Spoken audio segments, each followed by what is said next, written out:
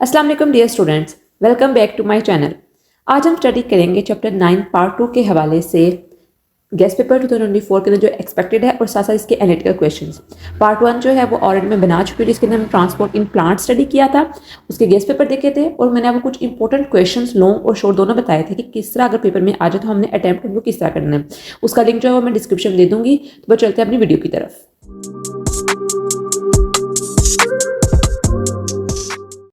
बल्कि सबसे पहले हमारे पास आता है ट्रांसपोर्ट इन ह्यूमन। इसके हम देखेंगे कि ये ट्रांसपोर्ट जो है वो ह्यूमन में कैसे हो रही है। सबसे पहले तो आपको पता होना चाहिए कि हमारे पास दो तरह का सर्कुलेटरी सिस्टम होता है, एक ओपन होता है और एक क्लोज होता है। इसकी डिटेल जो है वो आगे नेक्स्ट गिवन है, आपने इसके देख लेना है कौन से एनिमल्स जो है वो हमारे पास ओपन सर्कुलेटरी सिस्टम में आते हैं और कौन से ऐसे हैं जो कि क्लोज सर्कुलेटरी सिस्टम में आते हैं। देन है how is plasma separated from blood. आपको पता होना चाहिए कि हम प्लाज्मा को कैसे सेपरेट कर सकते हैं, क्योंकि डिफरेंट टेस्ट के लिए बायोलॉजिकल टेस्ट जो कि परफॉर्म किए जाते हैं उसके लिए हमने प्लाज्मा की सेपरेशन करनी होती है, जिसके अंदर WBCs, RBCs, प्लेटलेट्स और डिफरेंट टाइप्स ऑफ जो कंपोनेंट्स प्लाज्मा के अंदर प्रेजेंट होते हैं उनको हम सेपरेट आउट कर सकते हैं विद डिफरेंट टेक्निक्स। देन बच्चों आता है ब्लड। ब्लड के भी आगे डिफरेंट कंपोनेंट्स हैं, डिफरेंट कॉन्स्टिट्यूट्स कर रहे हैं। उसको वाटर होता है, इसके अंदर डिफरेंट कंटेंट्स होते हैं, WBCs, RBCs, प्लेटलेट्स, उसकी डिफरेंट टाइप्स, सब कुछ ये ब्लड के अंदर प्रेजेंट होता है। देन बच्चों आपको पता होना चाहिए कि ह्यूमन ब्लड के अंदर कितनी परसेंटेज कंपोजिशन है प्लाज्मा की, व्हाइट ब्लड सेल्स की, प्लेटलेट्स की और रेड ब्लड सेल्स की। नेक्स्ट हम बहुत इंपॉर्टेंट ब्लड प्लाज्मा के अंदर बताया हुआ है, जो कि मैं भी बात करके हटी हूँ कि कितने कंपोनेंट्स जो हैं वो प्रेजेंट होते हैं ब्लड के अंदर। आपको पता होना चाहिए किस किस्म के सॉल्ट्स होते हैं, उनकी रेशो कितनी है। ये बहुत बहुत इंपॉर्टेंट है। ये MCQs के हवाले से भी इंपॉर्टेंट है और शॉर्ट क्वेश्चन आंसर के हवाले से भी बहुत बहुत इंपॉर्टेंट है। तो आपने दोनों पॉइंट ऑफ व्यू से इसको तैयार करना है। देन आता है blood cells and cells like body. Means के ब्लड सेल्स क्या होते हैं, दो तरह के होते हैं, एक RBCs होते हैं और दूसरे WBC होते हैं, मीन्स व्हाइट ब्लड सेल। आगे इनकी डिफरेंट टाइप्स भी आती हैं, ठीक है। एंड सेल्स लाइक बॉडी वो बॉडीज जो कि सेल्स की तरह दिखती हैं, मीन्स की उनकी तरह फंक्शन करती हैं। रेड ब्लड सेल्स को इरिथ्रोसाइट्स भी कहा जाता है। ये लॉन्ग में भी आ सकता है, आपसे रेड ब्लड सेल्स के बारे में पूछ सकते हैं कि रेड ब्लड सेल्स क्या होते हैं, उनका फंक्शनिंग कैसे होती है। ये सारा यहाँ पर लिखा हुआ है। आपको पता होना चाहिए कि इनका टाइम स्पेन कितना होता है, इनका मेन फंक्शन क्या होता है, कहाँ पर प्रेजेंट होते हैं और कहाँ पर ये प्रोड्यूस होते हैं। ये बहुत बहुत इंपॉर्टेंट क्वेश्चन है। देन है व्हाइट ब्लड सेल्स, ल्यूकोसाइट्स इनको कहा जाता है। इनका टाइम कितना होता है और इनकी डिफरेंट टाइप्स क्या हैं। डिफरेंट टाइप्स जो है इनकी बहुत बहुत इंपॉर्टेंट है, क्योंकि वो स्पेसिफिक कर देती है कि इनका फंक्शन क्या है। कलेक्टिवली इनके टाइप्स के फंक्शन देखें तो वो एक व्हाइट ब्लड सेल्स के फंक्शन बन जाते हैं। इनकी टाइप्स में ग्रेनुलोसाइट्स आता है, इजनोफिल्स, न्यूट्रोफिल्स, बेसोफिल्स, ए ग्रेनुलोसाइट्स, आगे उसकी monocytes, B and T lymphocyte. Basically B and T lymphocyte जो होते हैं वो ज्यादातर इन्वॉल्व होते हैं किलिंग ऑफ द जर्म्स के लिए, ठीक है। मीन्स कि आपको एलर्जी हो रही है या फिर आप लोग फ्लू का शिकार हो रहे हो तो इसलिए B and T लिम्फोसाइट बहुत बहुत नेसेसरी होते हैं। देन प्लेटलेट्स आते हैं, थ्रोम्बोसाइट्स हैं। इसकी जो सबसे बड़ी टाइप उसको कहते हैं मेगा कैरियोसाइट्स कहते हैं। कहाँ बनते हैं, कितना इनका टाइम स्पैन होता है, कितना इनका साइज होता है, सब कुछ आपको बताना चाहिए। यहाँ पर उन्होंने बहुत अच्छे तरीके से आपको कंपोजिशन ऑफ ब्लड दी है, उसकी टाइप्स दी हैं, उनका फंक्शन दिया है और उनके नंबर की मिलीमीटर क्यूब के अंदर उनकी प्रेजेंस दी है कि कितने हमारे पास इनके नंबर प्रेजेंट होते हैं। देन ये आपने डायग्राम भी लास्ट में करनी है, इसको घर से प्रैक्टिस करके जाएगा ताकि पेपर में आपको आगे मुश्किल ना हो। डायग्राम बहुत बहुत इजी है, उन्होंने क्लियरली आपको डिफरेंशिएट किया हुआ है कि कौन से बेसोफिल्स हैं, न्यूट्रोफिल्स किस तरह के हैं और इसिनोफिल किस तरह के हैं। देन है ब्लड डिसऑर्डर, ये भी बहुत बहुत इंपॉर्टेंट लॉन्ग है, आपको लॉन्ग आ सकता है क्योंकि ये बेसिकली आजकल की मेन प्रॉब्लम्स, मेजर प्रॉब्लम्स या मेजर इशूज कह लो ब्लड से रिलेटेड वो यही हैं, ल्यूकीमिया, थैलेसीमिया, ठीक है।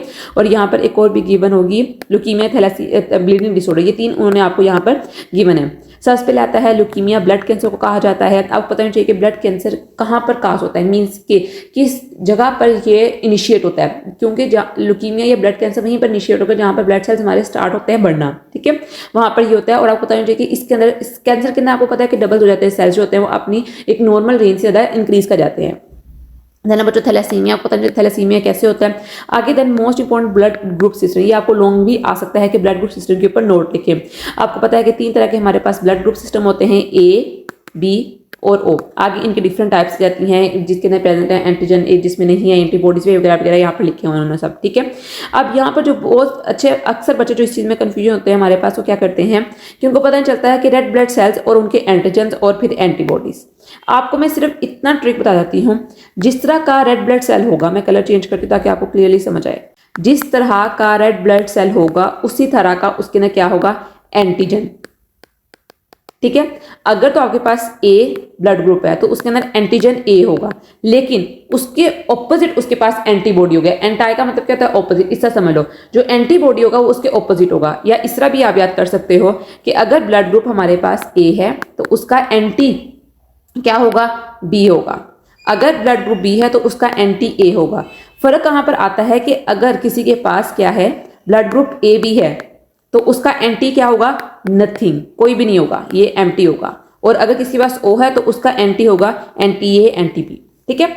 उसके बाद मोस्ट इंपॉर्टेंट जो आता है ब्लड ट्रांसफ्यूजन इन एबीओ ब्लड सिस्टम। आपको पता होना चाहिए कि ब्लड ट्रांसफ्यूजन के लिए जनरल स्टेप्स क्या होते हैं, कि आपने किसी को ब्लड ट्रांसफ्यूज करना है तो उसके लिए डॉक्टर्स या नर्सेज जो होती हैं वो क्या करते हैं, पहले आपका ब्लड टेस्ट का सैंपल लिया जाता है, ठीक है। उसको टेस्ट किया जाता है कि आपको कोई डिजीज तो नहीं है, क्योंकि आपका ब्लड जो है वो किसी दूसरे बॉडी के अंदर जा रहा है, तो ये चीज़ नेसेसरी है कि आपके पास जो नीडल आपको लगाई गई है वो साफ हो, सारा कुछ क्लीनिंग वाला प्रोसेस हो, ठीक है। वरना ये आप खुद भी बीमार हो और आपसे जो नेक्स्ट पर्सन है उसको भी आप बीमार करोगे, ठीक है। और आपको पता है कि ब्लड की वजह से, ब्लड ट्रांसफ्यूजन की वजह से मेजर जो डिजीज होती हैं वो इसी वजह से होती हैं, ब्लड ट्रांसफ्यूजन की वजह से, क्योंकि नीडल्स जो होती हैं वो प्रॉपर यूज नहीं हो रही होती हैं, ठीक है। अक्सर हमने देखा होगा जो मैन होते हैं वो जाते हैं बार्बर के पास और अपनी बियर्ड्स वगैरह उनको ट्रिम करवाते हैं, शेव करवाते हैं, तो वहाँ पर जो उन्होंने रेजर रखे होते हैं वो क्या होते हैं, वो खराब होते हैं, ठीक है। वो अक्सर क्या होते हैं एक दूसरे के यूज करके वो यूज करी जा रहे होते हैं, इस वजह से क्या होता है कि डिफरेंट ब्लड ट्रांसफ्यूजन की वजह से डिजीज हो जाती है। अब उन्होंने बताया हुआ है कि यूनिवर्सल डोनर्स क्या होते हैं और यूनिवर्सल रिसिपिएंट्स क्या होते हैं, ठीक है।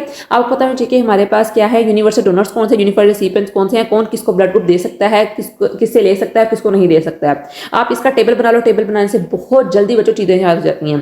Then RH blood group system है, रीसस मोकी के ऊपर उन्होंने ये एक्सपेरिमेंट किया था, एक साइंटिस्ट थे उन्होंने किया था, उसके बाद उन्होंने बताया पॉजिटिव और नेगेटिव भी होते हैं, मीन्स कि ए पॉजिटिव भी हो सकता है, ए नेगेटिव भी हो सकता है, बी पॉजिटिव बी नेगेटिव, तो डिफरेंट टाइप्स की निकल आती है ब्लड ग्रुप की, ठीक है।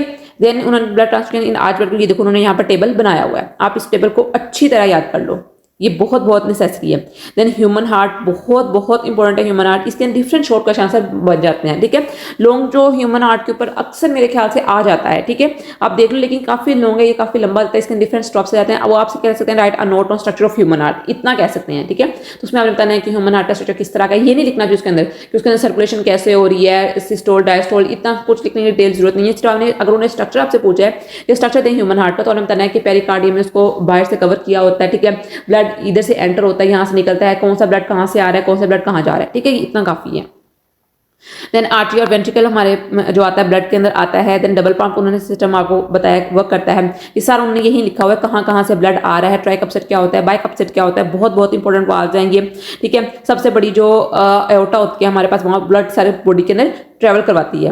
ये देखो यहाँ पर उन्होंने स्ट्रक्चर दिया हुआ है, इस स्ट्रक्चर को अच्छी तरह बच्चों याद कर लो, या आपसे शॉर्ट में पूछ सकते हैं right draw structure of heart, ठीक है, और लॉन्ग में भी आ सकता है। इसके बगैर अगर आप अपना लॉन्ग अटेम्प्ट करोगे तो आपके नंबर नहीं आएंगे। और ब्लड की मूवमेंट आपको पता होना चाहिए, आपने इस स्ट्रक्चर को देख के ब्लड की मूवमेंट याद करनी है, ठीक है।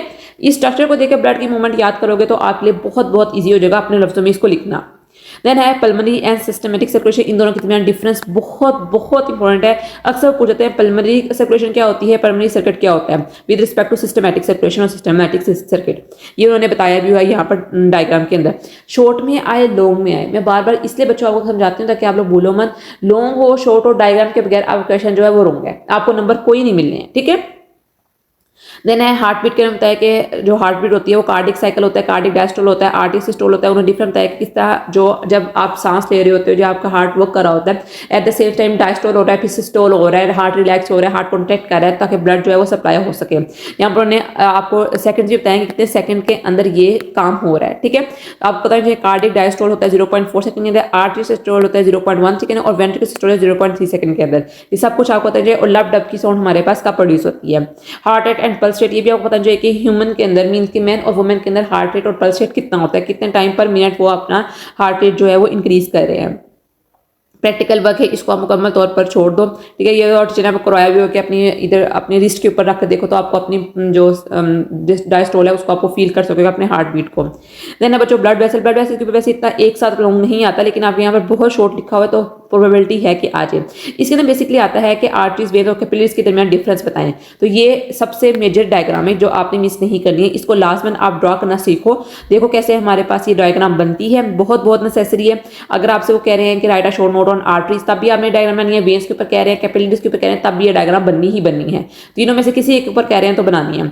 उसके बाद आपने कंपेरिजन, आप बेशक वहां पर आपको लॉन्ग क्वेश्चन आ रहा है, ठीक है, आप लॉन्ग क्वेश्चन आके लिख के आ रहे हो, तो आप ये मत कहो कि हमने तो वो लॉन्ग क्वेश्चन लिख दिया, अब इसको इस पूरे टेबल को लिखने की जरूरत नहीं है। ये आपकी इन्फॉर्मेशन को सम अप कर रहा है। प्रोबेबिलिटी है कि यहाँ पर जो इन्फॉर्मेशन दी हुई है वहां पर ना हो, तो आपने इसी तरह खूबसूरत तरीके से करके अपना टेबल वहां पर ड्रॉ करके आना है। देन है general plan of human blood circulatory system. अब उन्होंने जनरल प्लान बताया कि कैसे जो ब्लड सर्कुलेटरी सिस्टम होता है ह्यूमन का वो होता है। आप इसको देख लो, इसके अंदर डिफरेंट आर्टरीज हैं और वो बता रहे हैं कि हमने डिफरेंट आर्टरीज को या डिफरेंट वेन्स को नाम क्यों दिए। मीन्स कि यहाँ पे फेमुलर आर्टरी, बेसिकली ये फेमुलर आर्टरी क्योंकि आपकी जो थाई मसल है उसके अंदर फीमर एक बोन होती है, ठीक है, वहां से ब्लड कैरी कर रही होती है, ठीक है। अब आपको पता है आर्टरी क्या करती है, अवे फ्रॉम हार्ट लेके जाती है ब्लड को, ए से आर्टरी और ए से अवे फ्रॉम हार्ट, ठीक है। तो फेमुलर आर्टरी करना है कि ब्लड को वहां से लेके जाना है दूसरे पार्ट्स के अंदर, ठीक है। तो ये आपने अब देख लेना है। देन वीनस सिस्टम में सेम उस तरह उन्होंने बताया हुआ है कि दो मेजर वेन्स होती हैं, एक होती है सुपीरियर वेना कैवा और एक होती है इन्फीरियर वेना कैवा, ठीक है। इन दोनों का फंक्शन क्या होता है कि इन्होंने ब्लड को इकट्ठा करके लेके आना है टुवर्ड्स दी हार्ट। इन्होंने डायग्राम भी यहाँ पर बनाई हुई है, इसको आप लोग देख सकते हो किस तरह ब्लड जो है वो कैरी हो रहा है। फेमुलर आर्टरी है, फेमुलर वेन है, दोनों देखो कैसे ब्लड की जो सर्कुलेशन होती है वो कैरी कर रही होती है। देन बच्चों है कार्डियोवैस्कुलर डिसऑर्डर, ये भी बहुत इंपॉर्टेंट है। बच्चे अक्सर कंफ्यूज होते हैं कार्डियोवैस्कुलर डिसऑर्डर के साथ और ब्लड डिसऑर्डर्स के साथ। कार्डियो का मतलब जो है वो होता है हार्ट, ठीक है, जैसे इसका जो बाहर है इसकी कार्डियम आप समझ लो, ठीक है। कार्डियोवैस्कुलर उससे मीन्स के हार्ट के जो प्रॉब्लम्स हैं उसके आता है एथेरोस्क्लेरोसिस और आर्टेरियोस्क्लेरोसिस, ठीक है। आपको पता होना चाहिए कि आर्टेरियोस्क्लेरोसिस और एथेरोस्क्लेरोसिस क्या होते हैं, दोनों के दरमियान डिफरेंस बहुत बार आया है और लोग में भी अक्सर वो पूछ लेते हैं। देन मोस्ट इंपॉर्टेंट जो हमारे पास आता है डिसऑर्डर वो है मायोकार्डियल इन्फार्क्शन, आप इसको हार्ट अटैक भी कह सकते हो, ठीक है, कॉमनली कॉल्ड एज। ये भी आपको पता होना चाहिए कि मेन काजेज इसके क्या हैं और डॉक्टर्स क्या प्रिस्क्राइब करते हैं अपने पेशेंट्स को और आप इसको किस तरह ट्रीटमेंट इसकी दे सकते हो, ठीक है। ये उन्होंने बताया हुआ डेड हार्ट टिश्यूज किस तरह होते हैं आर्थरोस्क्लेरोसिस के अंदर। देन उन्होंने बताया हुआ एंजीना पेक्टोरिस के बाद चेस्ट पेन बहुत इंपॉर्टेंट है आपके लिए, ये आप इसकी डेफिनेट कर लो। आपको पता होना चाहिए वर्ल्ड हार्ट डे किस दिन सेलिब्रेट होता है, इसकी इन्फॉर्मेशन, ये जनरल इन्फॉर्मेशन है, इसमें से एमसीक्यूज लास्ट में बनते हैं। पेपर जो चेकर होता है उसने आपकी पूरी बुक के साथ साथ आपकी जो आपने चीज़ें सीखा होता है अपने 9th या 10th क्लास के अंदर उसका भी मकसद होता है, उसने उस चीज़ को भी टेस्ट करना होता है। सिर्फ ये नहीं देखना होता है कि आपको अब उसने पढ़ा दिया जो बुक में वही टेस्ट लूँ, नहीं, उसने देखना होता है कि बच्चे ने पूरी बुक खोल के देखी हुई है कि नहीं देखी है, सिर्फ रट्टा ही लगाया है, सिर्फ पास पेपर जो सोल्व किए हैं। तो इस तरह की चीज़ें लाजमन बच्चों देखा करो, ठीक है। देन हमारे पास अंडरस्टैंडिंग द कॉन्सेप्ट आते हैं, इसको भी आपने देख लेना है और शॉर्ट क्वेश्चन आंसर आते हैं। टर्म्स टू नो कोई मिस नहीं करनी, यहाँ से अक्सर डेफिनेशंस आ जाती हैं, बहुत बार रिपीटेडली डेफिनेशन इसमें से आई हैं। हम चलते हैं अपने गेस्ट पेपर की तरफ। Okay, बच्चों, our first question is what is leukemia? Write its true symptom. Differentiate between bicuspid and tricuspid walls. Right, function of WBCs and platelets. What is the difference between atherosclerosis and arteriosclerosis? Differentiate between arteries and veins. Diagram last one बनानी है. Define pericardial fluid and right function. Right, difference between pulmonary and systematic circulation. What is meant by angina pectoris? What is blood plasma? How is blood separated from blood? Very very important question. What is difference between universal tone and universal receipts? What is pus? How it is formed? Define them systole and diastole. Write the function of neutrophils and basophils. What are red blood cells? Name its two types. What is systematic circulation? What is fibrinogen diet on its function? Define closed blood circulatory system and also two main components of the human blood circulatory system. Differentiate between antigen and antibodies. ये basically आपके questions हैं, ठीक है। आपके guest paper जो कि expected 104 के इसमें से आपको क्वेश्चन आ सकते हैं। आई होप सो कि आपको इस वीडियो की अच्छी तरह समझ आई होगी। अब इंशाल्लाह इस वीडियो के बाद हम 10th क्लास की बायोलॉजी स्टार्ट करेंगे और साथ साथ मैं डेफिनेटली 9th की चीज़ें भी देती रहूँगी। आप मेरा चैनल दोबारा बार बार विजिट करें ताकि आप किसी भी चीज़ को मिस ना करें। तो बच्चों कल मिलते हैं एक नई एक्टिविटी के साथ और इंटरेस्टिंग वीडियोस के साथ, तब तक के लिए फी अमान अल्लाह।